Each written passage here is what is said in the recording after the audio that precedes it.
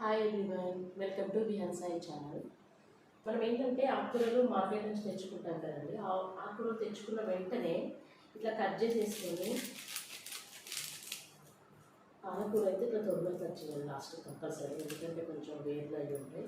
ఇట్లా కట్ చేసేసుకొని ఎప్పటికప్పుడు అంటే తెచ్చిన వెంటనే మనం ఇట్లా క్లీన్ చేసేసుకొని కట్ చేసుకొని ఇలాంటి కవర్స్లలో వేసేసుకొని ఫ్రిడ్జ్లో పెడితే 3 or 4 days ఉంటాయి. ఎండకపోతే బయట పెట్టి వెయిట్ చేస్తాము, ఎంజాయ్ చేస్తాము అనుకుంటే ఏమవుతుందంటే తెల్లారంటే మనం ఆల్రెడీ వాటర్ పోసి అమ్ముతాం కనుక మనం అదే కవర్ తెచ్చి బయట పెడతాం కదా. అక్కడ పెట్టడం వల్ల ఏంటంటే ఆకుకూరలు మురిగిపోతాయి.